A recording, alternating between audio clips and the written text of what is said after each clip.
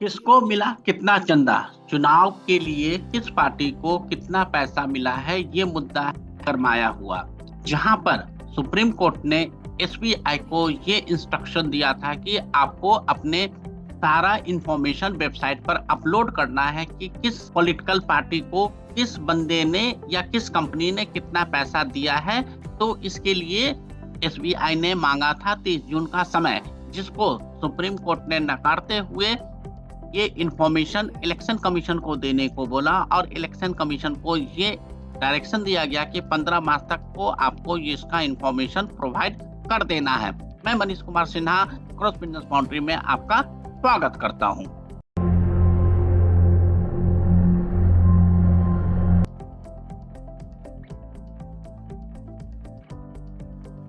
आज हम बात करेंगे कि एसबीआई के पास जो भी इलेक्टोरल बॉन्ड के थ्रू पैसा आया है उसके डोनर कौन कौन है और किसको किसको पैसा गया। क्या ये दोनों का रिकॉन्सिलिएशन भी हो चुका है कि मिस्टर ए ने, मिस्टर एक्स ने, मिस्टर बी ने, मिस्टर जेड ने A B C political party को या 1 2 3 पॉलिटिकल पार्टी को पैसा दिया, मतलब कि किस व्यक्ति ने किस पॉलिटिकल पार्टी को कितना पैसा दिया, क्या इसका भी रिकॉन्सिलिएशन हो चुका। तो हम आज एक विषय पर डिस्कशन करेंगे, जहां पर हमारा जो मुद्दा होगा कि what is the electoral bond क्या है, इसमें कौन कौन सा लिस्ट है, कि डोनर का क्या लिस्ट है, रिसीवर का क्या लिस्ट है, एसबीआई और इलेक्शन कमीशन के बीच में क्या हुआ, सुप्रीम कोर्ट का क्या एक्शन रहा, और इन लास्ट कि इलेक्टोरल बॉन्ड काम कैसे करता। तो ये टॉपिक पर आज हम डिस्कस करने वाले हैं। तो अगर आपको ये वीडियो इंफॉर्मेटिव लगेगा तो आप अपने दोस्तों के साथ, अपने रिलेटिव के साथ शेयर कर सकते हैं। नाउ अभी जो सिचुएशन है हमारे और आपके पास कंफ्यूजन वाला है कि हंगामा तो बहुत हो रहा है कि इलेक्टोरल बॉन्ड के थ्रू बहुत सारे पैसे पॉलिटिकल पार्टी को दिया गया। ये भी आरोप लगाया जा रहा है कि जो रूलिंग पार्टी है उसने बहुत सारे कंपनी से पैसा ले लिया जिससे उनके घोटालों को दमन किया जा सके या उनको हम किसी विशेष रूप से बेनिफिट दे सकें।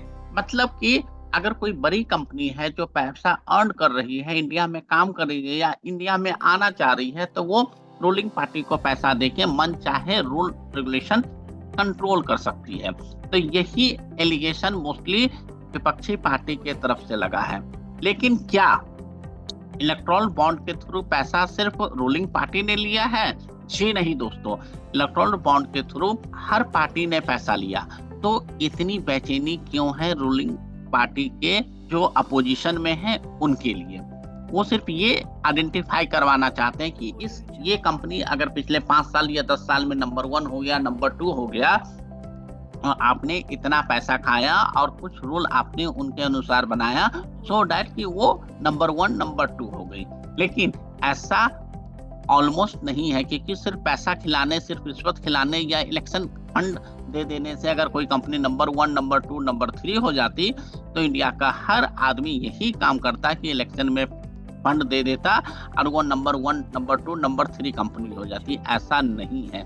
बिजनेस करने के लिए बहुत सारे मुद्दों की जरूरत होती है, जहां पर उनका बिजनेस विजन होता है, मैनेजमेंट होता है, उनका प्रोडक्ट होता है, उसका नीश होता है, उसका कस्टमर सर्विसेज होता है। सिर्फ इलेक्शन फंड एक छोटा सा पार्ट हो सकता है, लेकिन ये 80-90% पार्ट नहीं हो सकता। ये ज्यादा 5%, 1%, 10% हो सकता है। ये कुछ बेनिफिट मिल सकता है गवर्नमेंट की तरफ से, कुछ इनकम टैक्स का रूल का बेनिफिट मिल सकता है, कुछ कंपनी एक्ट में रूल्स का बेनिफिट मिल सकता है, लेकिन 90 या 95% केस में ऐसा नहीं हो सकता। बिजनेस आपको खुद करना होता है। नहीं तो हर कोई आदमी, आपके पास 5 लाख 10 लाख 1 लाख रुपया आप किसी रूलिंग पार्टी को दे दो, आपका बिजनेस तो कम से कम 1 लाख रुपया दे के कम से कम करोड़ 10 करोड़ होना चाहिए। तो ऐसा नहीं है दोस्तों। तो इलेक्टोरल बॉन्ड है क्या? सबसे पहले जो हमारे दिमाग में जो प्रॉब्लम चल रहा है, गुत्थी चला, उस पर हम बात करते हैं। इलेक्टोरल बॉन्ड क्या है? जहां पर इलेक्शन में अभी तक कैश इन्वॉल्व होता था कि किसी भी पार्टी को चुनाव लड़ने के लिए पैसा चाहिए तो वो पैसा कैश में दिया जाता था। उसको 2018-19 में अरुण जेटली जी, जो आज की डेट पर दुनिया में नहीं है, उन्होंने एक रूल लाया, एक सिस्टम लाया जिसके थ्रू इलेक्शन फंड का पैसा बैंकिंग सिस्टम से आ सके, सो डैट कि कैश का मूवमेंट कम हो सके। लेकिन इन्होंने यहाँ पर प्राइवेसी का एक कॉन्सेप्ट रखा, क्योंकि कैश में तो कोई बताता भी नहीं था, ना रिसीवर बताता था ना डोनर बताता था। तो यहाँ पर तो पता तो चल ही जाएगा, क्योंकि बैंक के थ्रू है, केवाईसी होगा, किसी ना किसी के अकाउंट से पैसा निकलेगा, चाहे वो डीडी के रूप में हो, चाहे चेक के रूप में हो, या किसी इन अदर फॉर्म में हो, एनईएफटी हो, आरटीजीएस हो, कुछ भी हो, पैसा तो निकलना ही। तो आइडेंटिफाई हो जाएगा कि किसके अकाउंट से पैसा निकला, और जिसके अकाउंट में जा रहा है वो भी आइडेंटिफाई है। तो यहाँ पर एक ट्रांसपेरेंसी तो रखा गया केवाईसी के लिए, लेकिन एक सिक्रेसी भी रखा गया कि कौन बंदा किसको कितना पैसा देगा ये नहीं पता चले, नहीं तो ये बिजनेसमैन के लिए प्रॉब्लम क्रिएट कर सकता है। सपोज दैट मैंने अपोजिशन पार्टी को 5 करोड़ रुपया दे दिया और रूलिंग पार्टी को नहीं दिया, तो गलत तरीके से कोई भी काम कर सकती है, मेरे को कहीं फंसा सकती है। या मैंने रूलिंग पार्टी को सिर्फ पैसा दिया, तो अपोजिशन पार्टी कर सकती है कि भाई साहब कल को अगर मैं सरकार में आ गया तो आपके लिए प्रॉब्लम होगा। या फिर रूलिंग पार्टी इलेक्शन लूज कर जाती है और जो अपोजिशन पार्टी है वो सत्ता में आ जाती है, तो मेरे लिए प्रॉब्लम क्रिएट हो सकता है। तो इस चीज को ध्यान रखते हुए सेक्रेसी का प्रोविजन रखा गया था, जिसे सुप्रीम कोर्ट ने राइट टू इंफॉर्मेशन एक्ट का हवाला देते हुए ये बोला कि जी नहीं है, हर व्यक्ति को ये जानने का हक है कि कौन पैसा कहाँ आया, डेफिनेटली जानने का हक है। लेकिन सुप्रीम कोर्ट को ये भी सोचना चाहिए था कि जो ट्रांजेक्शन आज से 10 साल 15 साल पहले कैश में हुआ था, उसका कौन हिसाब किताब देगा। पब्लिक को वो भी जानने का हक होना चाहिए कि कैश में किसके पास कितना, क्योंकि किसी भी पॉलिटिकल पार्टी, किसी भी लीडर की अगर हम बात कर ले, लीडर का क्या इनकम होता है, एक उसको एमपी एमएलए बन जाता है तो उसको कुछ सैलरी मिलती है, अदर देन जो भी इनकम होता है, या तो अगर कोई वो बिजनेस कर रहा है तो इट्स ओके, नहीं तो सारा उसका मिडिल मैन का या कमीशन का ही इनकम होता है, जो वो मोस्टली अपने आईटीआर में किसी गलत तरीके से ही शो करते हैं। तो क्या इस पर सुप्रीम कोर्ट का जजमेंट कब आएगा, या फिर पब्लिक अपने पॉलिटिकल लीडर से ये सवाल कब पूछेंगे, क्योंकि हम और आप ही इलेक्शन देते हैं। तो यहाँ पर नाउ अब जो इलेक्ट्रॉल बॉन्ड जो बैंकिंग सिस्टम के थ्रू आना था, जो अब सुप्रीम कोर्ट ने इसको अवैध कर दिया है, इनवैलिड कर दिया है, और एसबीआई को बोला, क्योंकि एसबीआई को इसलिए बोला कि इलेक्ट्रॉल बॉन्ड सिर्फ एसबीआई ही इशू कर सकता था। तो अब एसबीआई ने जून 30 तक का टाइम मांगा। एसबीआई ने बोला कि मैं पार्टी और डोनर दोनों का नाम 30 जून तक ही कर सकता हूं। तो सब पार्टी ने बोलने लगे कि इलेक्शन खत्म हो जाएगा तो ये मुद्दा ही नहीं रहेगा, हम तो ये जानना चाहते हैं कि किस कंपनी ने किस पार्टी को कितना पैसा दिया, ताकि हम लोगों के सामने रूलिंग पार्टी बीजेपी का पर्दाफाश। लेकिन अभी हम आगे लिस्ट में देखेंगे कि इलेक्ट्रॉल बॉन्ड के थ्रू हर पार्टी ने पैसा लिया। तो अगर ये इलीगल था या राइट टू इंफॉर्मेशन एक्ट के अनुसार ये ट्रांसपेरेंट नहीं था, तो बाकी पार्टियों ने क्यों लिया? बीजेपी गलत कर रही थी, करने देते। ये तो आपके लिए बहुत ही अच्छा मुद्दा हो जाता कि वो देखो गलत कर रही है, हमने तो बिल्कुल सही किया। लेकिन नहीं, सारे पार्टियों ने लिया, क्योंकि बहती गंगा में तो हर कोई हाथ धोना चाहता है और इल्जाम किसी एक पर लगाना चाहते हैं। तो ये चीज अपोजिशन पार्टी का मैंने बता ही दिया कि वो ये हल्ला कर रही है कि जो भी चंदा इलेक्ट्रॉल बॉन्ड के थ्रू लिया गया वो किसी स्कैम को दबाने के लिए, या किसी के यहाँ कोई छापा ईडी का, सीबीआई का, इनकम टैक्स का पड़ा तो उसको बचाने के लिए किया गया है। लेकिन ऐसा नहीं है। अगर ऐसा होता तो अपोजिशन पार्टी इलेक्ट्रॉल बॉन्ड के थ्रू क्यों फंड लिया है, या इलेक्शन फंड लिया गया है किसी के काम करने के लिए या किसी को फेवर करने के लिए? डेफिनेटली अगर हम मान लो कि रेलवे में सफर कर रहे हैं और वहां पर मेरा टिकट वेटिंग लिस्ट में है, तो हम टीटी को भी कुछ न कुछ पैसा देते हैं कि भाई साहब कहीं कोई अरेंजमेंट कर दो। वहां पर भी हम अपना कुछ काम करवाना चाहते हैं फेवर, तो कोई भी आदमी अपना पैसा देता है, चाहे वो बिजनेसमैन हो या जनरल पब्लिक हो, फेवर के लिए ही पैसा देता है। अगर कोई जरूरत नहीं है तो कोई पैसा नहीं देगा। इसी तरीके से अगर आप किसी सरकारी ऑफिस में लाइन में लगे हो, जहां पर आपको कोई सर्टिफिकेट लेना हो और लाइन हो 3 घंटे का, और ये बोला जाए भाई साहब आप 200 रुपया दो, मैं आपको 5 मिनट के अंदर सर्टिफिकेट करवा दूंगा, क्या हम नहीं देते? उसी तरीके से जब हम मंदिर जाते हैं, जहाँ पर जनरल पब्लिक का लाइन 5 घंटे 10 घंटे का हो, एक वीआईपी लाइन होता है जहाँ पर हम वीआईपी का बेनिफिट लेते हुए चल जाते हैं। भाई भगवान के दर्शन करने आए हो, वहां पर वीआईपी लाइन क्यों करते हो? जनरल पब्लिक के जैसा रहो। लेकिन नहीं, आप फेवर के लिए हर काम करें, लेकिन अगर पॉलिटिकल पार्टी या कोई कंपनी करती है तो वो गलत हो जाता है। ऐसा कहना अपोजिशन पार्टी का। और ये अपोजिशन पार्टी आज कांग्रेस, टीएमसी, XYZ है, कल को ये बीजेपी भी थी। तो हर पार्टी बस सिक्के के दो पहलू हैं, कभी ये रूलिंग में रहते हैं, कभी ये अपोजिशन में रहते हैं। नाउ एसबीआई ने पहले ही बोला था, डिनाई कर दिया था कि मैं 30 जून से पहले इन्फॉर्मेशन नहीं दे सकता, तो वहां पर सुप्रीम कोर्ट ने बोला कि ठीक है, अगर ये काम आपसे नहीं हो सकता, ये सारा का सारा इन्फॉर्मेशन, जितने भी बॉन्ड है, जितने भी इन्फॉर्मेशन है, जितने भी केवाईसी है, आप इलेक्शन कमीशन को दे दे। और इलेक्शन कमीशन को बोला गया कि 15 मार्च तक आप ये डेटा अपने वेबसाइट पर अपलोड कर दीजिए। सब लोग बहुत खुश थे कि चलो भाई 15 मार्च तक सारा इन्फॉर्मेशन का। ये खुशी और बढ़ जाती है जब ये इन्फॉर्मेशन 15 मार्च की जगह पर 14 मार्च को ही आ जाता है। इट मीन इलेक्शन कमीशन ने सारे इन्फॉर्मेशन को 14 मार्च को ही अपलोड कर दिया।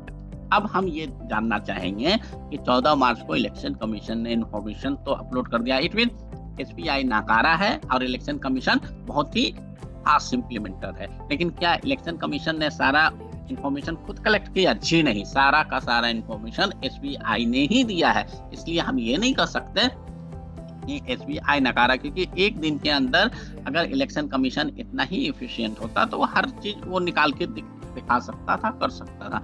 तो हमें किसी एक संस्था को नकारा कहना या किसी एक संस्था को इफेक्टिव कहना कोई सेंसिबिलिटी नहीं। अब हम पार्टी के बारे में बात करेंगे तो सबसे ज्यादा इलेक्टोरल फंड में से जो पैसा आया बीजेपी को आया, जो कि 6060 करोड़ है। उसके बाद सेकंड नंबर पर आता है टीएमसी, जिसे 1609 सीआर करोड़ मिला। कांग्रेस थर्ड नंबर पर आती है, जिसे 1422 करोड़ मिला है। बीआरएस जो तेलंगाना की पार्टी है, उसको 1214 करोड़ मिला है। बीजेडी 775 करोड़ मिला है। डीएमके 639 करोड़ मिला है। आप 65 करोड़ मिला है। एआईडीएमके को 6 करोड़ के आसपास मिला है। तो टोटल फंड ये तकरीबन 12,670 करोड़ के आसपास का है जो पॉलिटिकल पार्टी को मिला है, जिसका इन्फॉर्मेशन मैंने अभी आपको इन्फॉर्मेशन दे दिया, जो आपको करीब करीब 6,000, 1,500, 1,400, 1,200 इस तरीके से आप करते हैं तो तकरीबन 11-1200 करोड़, 12,000 करोड़ के आसपास का इन्फॉर्मेशन आपको मिल गया। अब ये 12,759 करोड़ है, ये तो हमें पता चल गया कि किस किस पार्टी के पास कितना गया, क्योंकि इंडिया में पॉलिटिकल पार्टी है ही कितने, 10, 20, 50, 100, 200, लेकिन डोनर तो हजारों हजार में है। ये चीज देखना है। अब जो इन्फॉर्मेशन इलेक्शन कमीशन ने प्रोवाइड किया वो भी बहुत ही इंटरेस्टिंग है। इंटरेस्टिंग इन सेंस में है, ये जो इन्फॉर्मेशन है ये तकरीबन 337 पेज का है डोनर का लिस्ट। ये 337 पेज में डोनर का, क्यों? क्योंकि टोटल बॉन्ड था 22,217 बॉन्ड इशू हुआ था अप्रैल 2019 से लेकर 30 जनवरी 2024 तक। इसमें से तकरीबन 22,030 बॉन्ड को रिडीम किया गया, भुना लिया गया। बाकी जो 187 बॉन्ड था उसको प्राइम मिनिस्टर रिलीफ फंड में दे दिया गया। अब आप कहोगे प्राइम मिनिस्टर रिलीफ फंड कहां से आ गया? तो इलेक्ट्रॉल बॉन्ड का एक रूल है कि अगर जिस दिन इशू होता है और 15 दिन के अंदर अगर आप ये पैसा नहीं भुनाते हो तो हम ये पैसा प्राइम मिनिस्टर रिलीफ फंड में दे देंगे।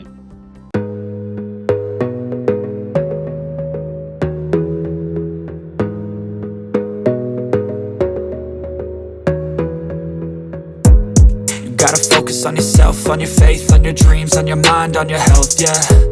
You gotta work, never tell, keep your head down, find what you love. तो मेरा ये सवाल है कि जब पार्टी इतनी कम है, 10, 12, 15, तो हर पार्टी को सुप्रीम कोर्ट क्यों नहीं कहते कि आप अपना इन्फॉर्मेशन प्रोवाइड कर दो कि किस किस कॉर्पोरेशन से, कॉर्पोरेट हाउसेस से आपको पैसा मिला। तो ये जनता को भी सवाल पूछना चाहिए हर पार्टी से, भाई साहब आप अपना इन्फॉर्मेशन दे दो, क्योंकि आप लोग तो 10, 20, 50 हो, लेकिन कॉर्पोरेट हाउसेस तो 100, 200, 500 है। कौन कहाँ से इन्फॉर्मेशन है, आप अपना दे दो। लेकिन नहीं, ये सवाल नहीं हो रहा। नाउ इंडिविजुअल में एसएन मोहंती 45 करोड़ देते हैं, लक्ष्मी मित्तल 35 करोड़ देते हैं। इसके अलावा इंडिविजुअल के भी बहुत सारे लिस्ट है। और जो एक और इम्पोर्टेंट चीज है कि ये जो इलेक्टोरल बॉन्ड है इसका जो डोमिनेशन है वो 1,000, 10,000, 1 लाख, 10 लाख और 1 करोड़ का है। मतलब एक बंदा या तो 1,000 भी दे सकता है, या 1 करोड़ भी दे सकता है, या 10 लाख भी दे सकता है, 1 लाख भी दे सकता है।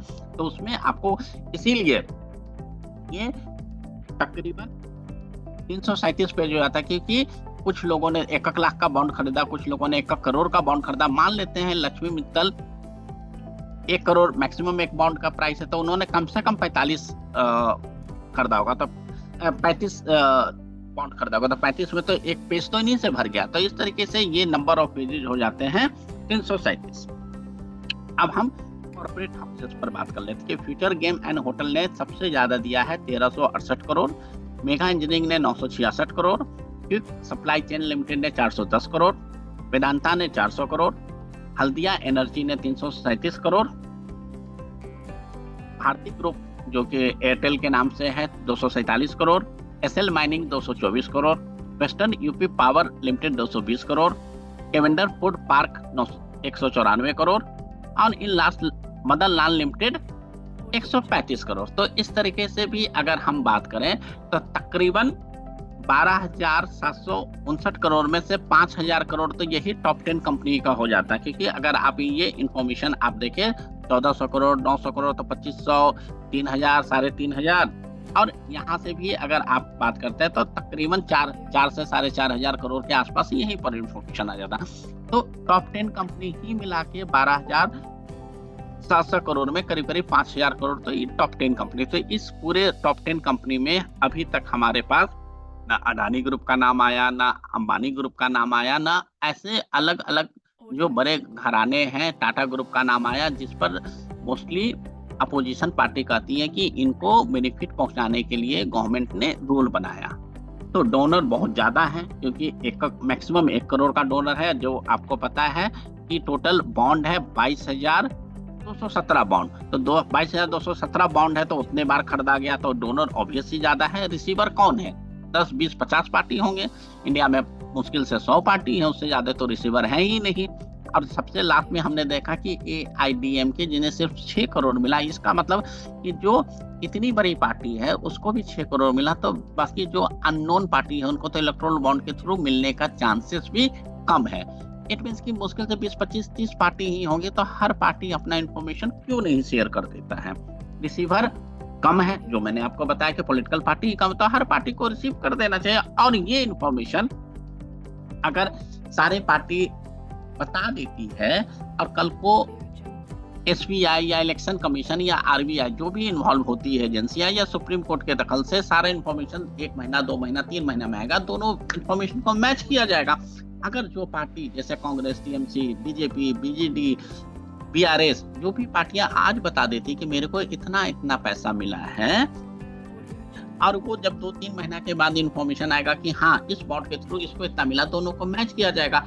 अगर जिसने इन्फॉर्मेशन सही बोला है तो वेरी गुड, वो माना जाएगा कि एक सच्ची पार्टी है, सत्य बोलती है। और जिसका इन्फॉर्मेशन डिनाई कर जाएगा, मैच नहीं करेगा, तो वो ऐसे ही पकड़ा जाएगा कि वो पार्टी झूठ बोल रही है। तो मेरा आप लोगों से ये सजेशन है पूरे इंडिया से कि हम इस चीज को, इन्फॉर्मेशन को हम इस पर रखें कि ये इन्फॉर्मेशन पार्टी क्यों नहीं देना चाहती है। सो दोस्तों, इलेक्टोरल बॉन्ड से रिलेटेड ये वीडियो पार्ट 2 में हम और आएंगे, जहां पर और इन्फॉर्मेशन पर बात करेंगे और आपका जो भी सवाल होगा उन सवालों पर बात करेंगे। ये वीडियो अगर आपको अच्छा लगा हो, इन्फॉर्मेटिव लगा हो, तो आप लोगों के साथ शेयर करें, चैनल सब्सक्राइब कर लें। सो नेक्स्ट वीडियो का नोटिफिकेशन आपके पास आ जाएगा। और आज दिन भर में जो भी डेवलपमेंट होगा रिलेटेड टू इलेक्टोरल बॉन्ड, हम इस पर इंफॉर्मेशन शाम तक फिर से एक बार आपके सामने आएंगे। जब तक दोस्तों, थैंक यू वेरी मच, और आप हमारे साथ बने रहें, हमारे इस चैनल को देखते रहें। Audio Jungle.